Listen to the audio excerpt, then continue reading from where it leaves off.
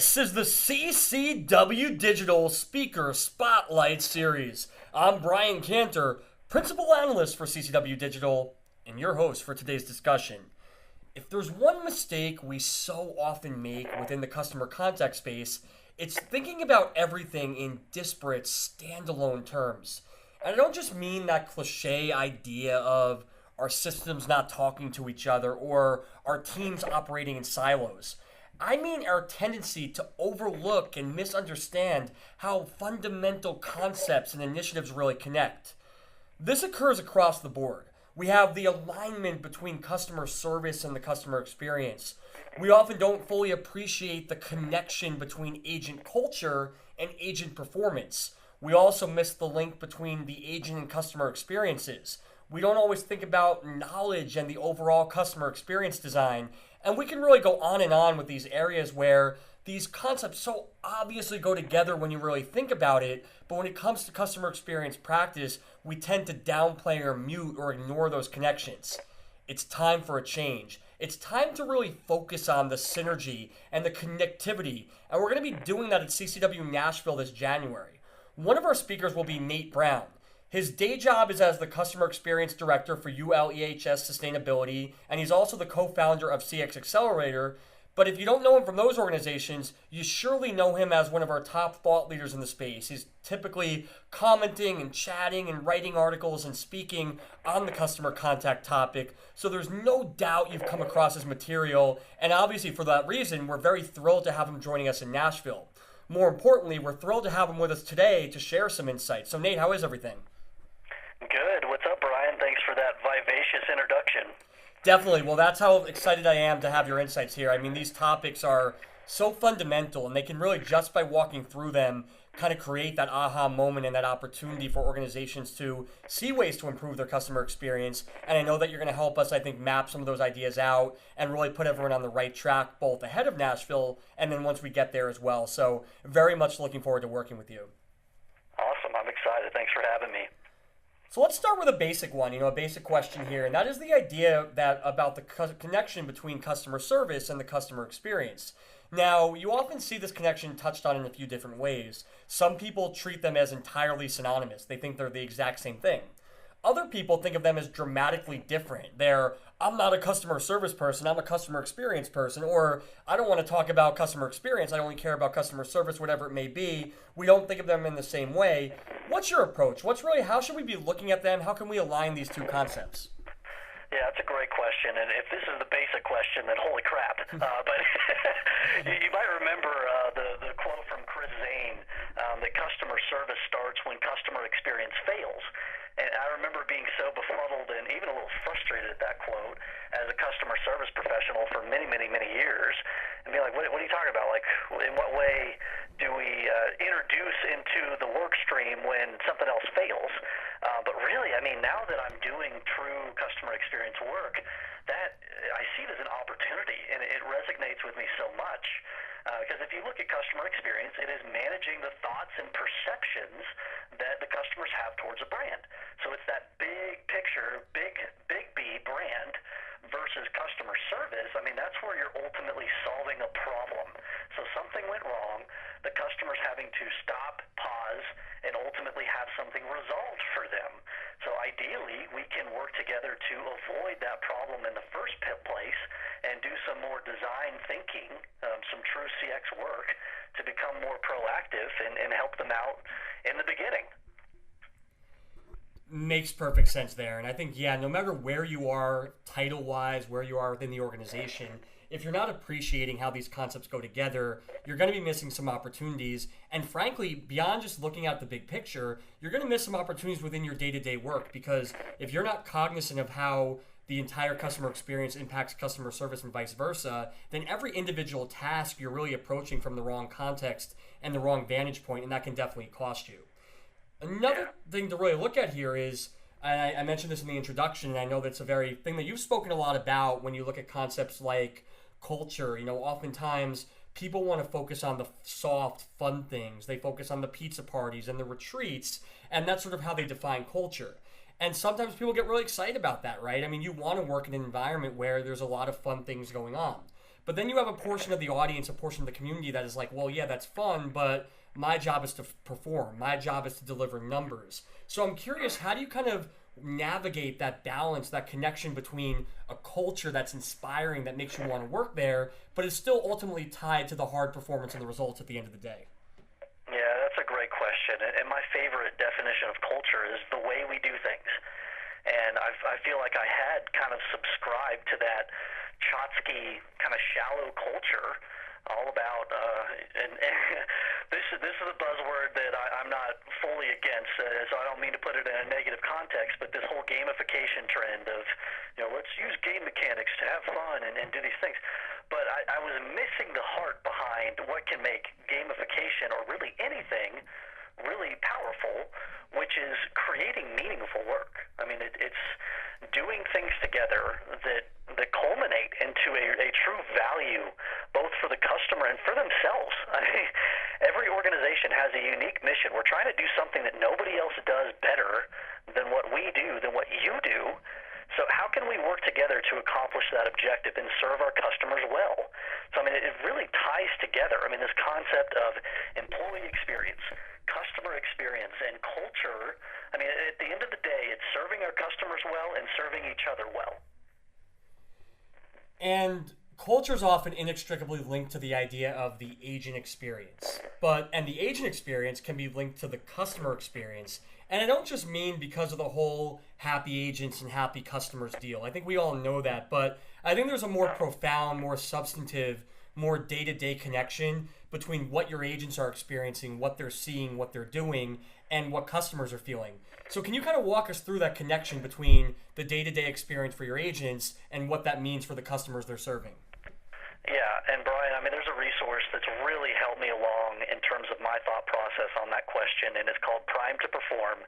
It's by Neil Doshi and Lindsay McGregor, and it helped me to realize a pizza party or going out and playing laser tag, which I'm holding 2 laser tag guns in my hands right now.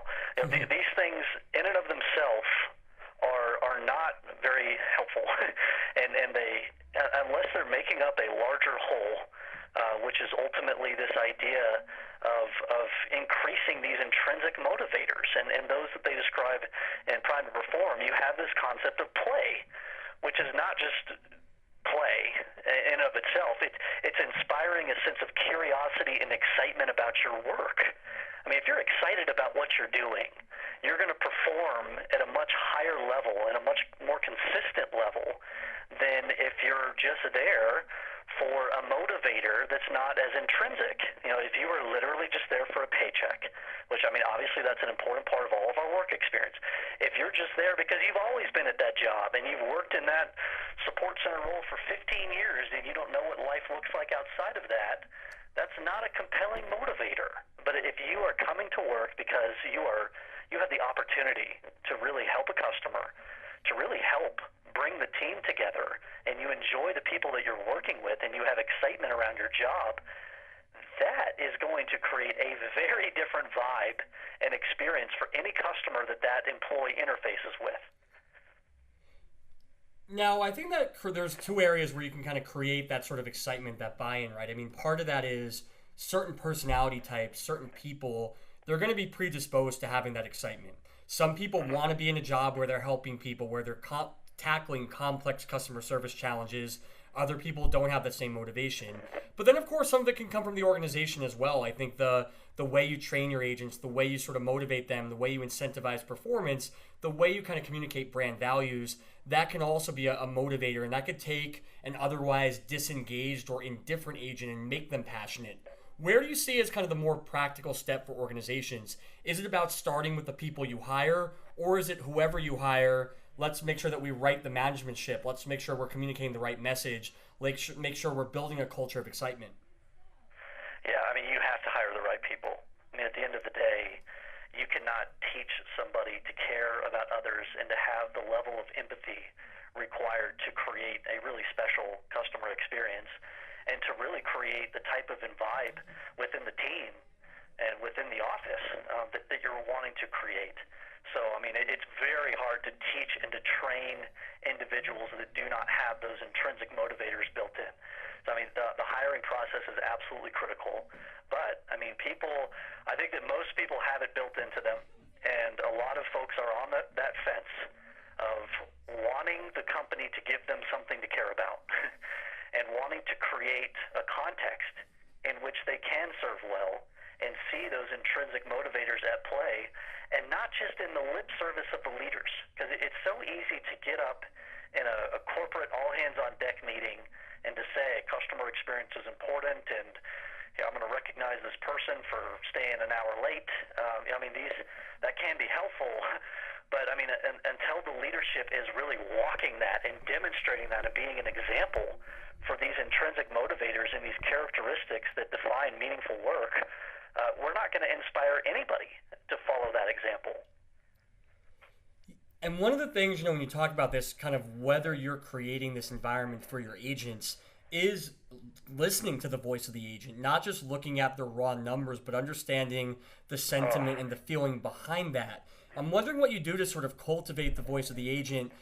First and foremost, just making sure that it is a priority for your management team, for your overall business. But then secondly, actually motivating agents to share the right kind of feedback, the right kind of voice. Oh, man, yeah. I got little goose pimples, Brian. That's such a great question, and I've got a good story here because I really failed in this area out of the gate because I got so excited around voice of customer, and we created this really slick system around being able to collect unstructured feedback in combination with our survey data by using these little USB web keys and some different things. And I could show you more about that, Brian, if you're interested. But what we missed and what immediately came out is, that's neat. I can see now where I extend the voice of the customer, and I can be a good repository for that voice of customer. But what about my voice? And we really had not created that channel for any voice of the employee at that time. And so I had to scramble and think, oh my goodness, we missed this. And it's equally, if not more important, that our agents feel heard, that all of our employees feel heard and valued in the same way that we're trying to create that for our customers. And and not to take that concept and just say, oh, here's a magic tool, but in our case we use Office Vibe, which is a pulse survey system. And I am a huge believer in the philosophy behind pulse surveys. I mean, you're just doing these little micro surveys on a very frequent basis to get to the hearts and minds of your people. And it asks these great questions. It goes right to their mobile phone. So, I mean, just imagine a Friday afternoon, you just got off work, and you get 3 questions. Just simple things like, how's your relationship with your direct manager? Do you like the people you work with? Do you feel as though your work environment promotes positive mental health? And you would answer these 3 questions, and it's all collecting and coming back. And then at the end, it's just asking, is there anything else on your mind? And it's just open-ended. And I cannot believe how much just incredible feedback is coming in through this tool. I mean, it's blowing my mind how much people had to say, and they weren't saying it yet because we didn't put the right channel out in front of them. So it's been really fun watching it happen. It's a little bit intimidating because we got a lot to do now to ultimately respond and have meaningful outcomes from this feedback. But I feel as though we've hit the mark now, which is exciting. And what's great about that is you're not only understanding how the agents are feeling and what the workplace environment and culture is like for them, but agents are also a wealth of information about what customers are going through. And in fact, you can argue that I'm not trying to downplay the voice of the customer by any means, but you can argue that in certain situations, the agent, because they're simultaneously hearing from customers and thinking about the systems and processes and the way the company operates, you can argue that they are going to have more insight into the journey and what can be done to create a better experience. And so when you sort of open the door to a good voice of the agent program, you're also strengthening your voice of the customer effort, I would imagine. Oh yeah, that's a great point. You just nailed it on the head. I mean, I feel like the role of the customer service agent, it's like a marriage officiant in the sense of, I mean, you're combining the customer, and you're trying to understand the intimate need of that customer, and you have better knowledge of the company, the product and service of the company than anybody else, and you're trying to bring these two things together. on each interaction with the customer. But I mean, yeah, you're right. When they have the ability to speak up and provide not just the blanket statement of here's the quote from the customer, but their actual insight from forming that union and what's going on in their mind, it's very powerful. So we've created just an open forum for voice of customer where the agents and everybody gets to come in, because there's a lot of people in the organization who don't get to serve customers directly, but their work is so influential to the customer experience. So we have all this feedback data coming in. We just put it out there, fish on the dish. Here's what our customers are saying about us. Now here's what we're trying to do, but we need you, everyone, to help us to understand, to prioritize, to unpack what we're missing and what we can do together to ultimately drive the right behaviors. We've only done a couple of those so far, and I shamelessly stole this technique from Eventbrite, which is a wonderful software company here in Nashville. Thank you, Allison, for introducing me to this idea, but it's been very successful so far. And then the final thing I wanted to get into, and that makes perfect sense, is another passion area for you concerns the way businesses and the way your organization looks at knowledge. And specifically, for you, it's not just a tool to assist agents. It's not just about having the product information or the policy information during the conversation, but it's really a valuable strategy that has ramifications for the entire organization. So maybe you can walk us through kind of how you approach knowledge, how you recommend approaching knowledge, and why that's the correct approach for organizations out there. Oh my goodness. So yeah, I mean, this is so critical, and we love talking about artificial intelligence and machine learning and all the great things that we can do with combining all of this data together. And yet, how many organizations have a true centralized knowledge process that they can be proud of, which is the backbone and foundation of any artificial intelligence program? I mean, it's pulling from your knowledge base. And I know in my case, there's a lot of work to be done in this area, and you got to go in the past before you can go into the future. And we've reached out and grabbed onto a legacy technique which still has so much power, which is KCS, knowledge-centered support. And I was only introduced to this methodology in the past year, and it has blown my mind, the power of knowledge-centered support and what it can do for the culture of the organization in terms of their ability to share and collaborate in a meaningful way. So we are making that the primary initiative of 2019 in terms of our support operations. And I'm very excited to do it. It doesn't seem like it's quite as sexy or cutting edge, but it is absolutely the right thing to do, and it will be equipping us for future success. Definitely, and I'm sure you'll touch on it and be a resource to talk about it on site in Nashville as well. And we also have some other sessions that are going to touch on that. That really is something that we've identified as valuable. You've started to see the benefits of kind of taking that approach. So we're really excited to see how that kind of trickles into the customer contact conversation over the next year or so, because it is so valuable and beneficial. So I want to lighten things up a bit. We've dived into the topic, and certainly you probably have hours worth of material about these different questions and concepts.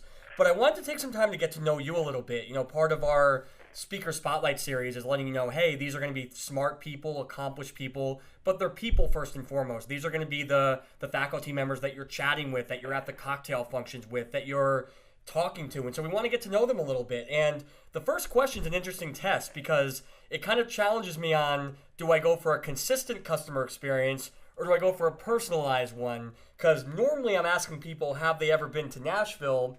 But I kind of feel like you've already answered that question in this conversation. So I'm going to instead say, what do you love about Nashville most? Oh, well, I think Nashville is just a very vibrant place. It is so much fun living here. There's something for everybody. You've got everything from the George Jones Museum and all these really just history around country music and all those type of things, to some really fun, cutting-edge stuff like House of Cards, which is a restaurant where you come and they do all this magic show at your table and different stuff. So, I mean, there's new stuff every day popping up. I mean, there's like, I forget how many tens of hundreds of families are moving here, every year, but it's a lot. And with that growth comes just a bunch of fun stuff and expansion and other things. So if you haven't been here, definitely come to CCW and enjoy the festivities that Nashville has to offer. But you do leave Nashville occasionally, and so when you've left Nashville, I'm curious, what is your favorite place to vacation? Dollywood. I love Dollywood. I don't know what to say other than that. It's just great. No, fair enough. And, some may say that this would answer the next question, but I'm going to force you to come up with something different, and that is, what's your biggest guilty pleasure?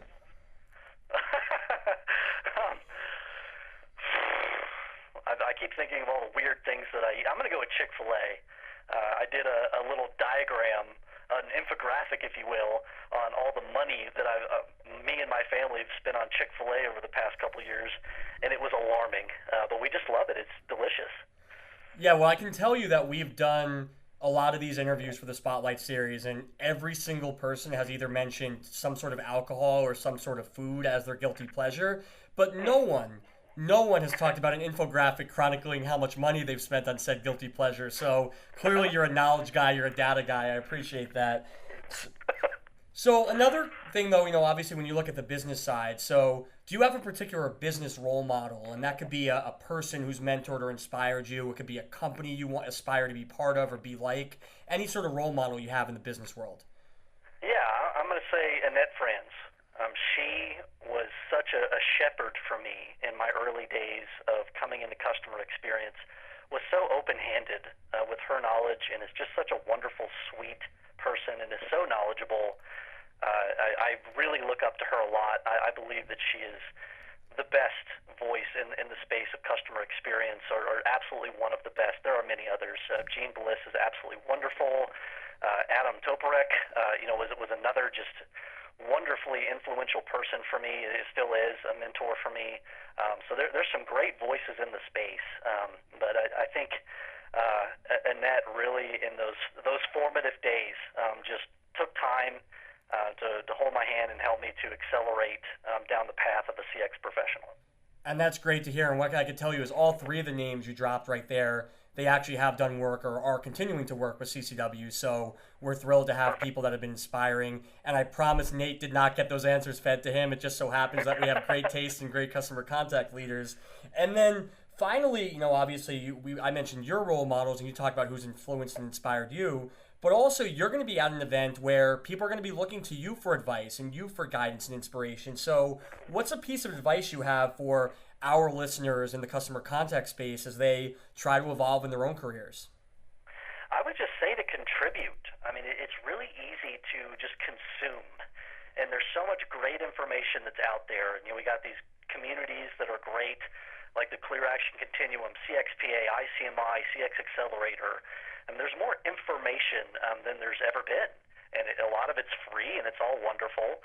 But there is something magical that happens when you flip that switch and start to project your own voice out there. It doesn't need to be perfect. It doesn't need to be wrapped in a beautiful website that you spent 100 hours designing. But if you start to contribute and offer your successes and failures out into the world, you will accelerate your own learning. You will connect with people that will help you along the way and really put yourself on a new trajectory with your journey career-wise and just in terms of your influence and your ability to make changes happen. I would just say to contribute. Excellent advice, and not just for that answer to that question, but really throughout, Nate, really understanding, I think, that combination of passion for what you're doing with knowledge of what works and what needs to happen. That's exactly why we're proud to have the CCW speaker faculty, why we're proud to have you be a part of it, and it's really why we're so excited to go to Nashville, and why all those listening who are not signed up for Nashville, what are you doing? You just had 25 minutes of pure expertise there. If that plus the variety of other speakers and ideas we have at this event aren't selling you, I don't know what to say, but certainly You're going to get some great insights from Nate. You're going to get great insights from our entire faculty. And Nate, I look forward to having you there, not just to share your insights, but to engage in conversations, because I think that you think about these topics in a way that will trigger a lot of good benchmarking opportunities, a lot of good brainstorming. And that at the end of the day is what this is about. There's no singular expert who knows everything, but as a community, there are so many great ideas that can come together to create a better customer experience for everyone out there. Yeah, absolutely. And if that didn't sell you there, the best hot chicken in the world is Bishop's. And I would love to take you there. It's right by my work building over here in Cool Springs. So come hang out with me and Brian in Nashville, and we look forward to seeing you. Well, there you go. You've gotten everything there. You have great CX advice, great people, great food. Come to Nashville. Would love to have you. It's going to be a great time. And for CCW Digital, this has been Brian Cantor.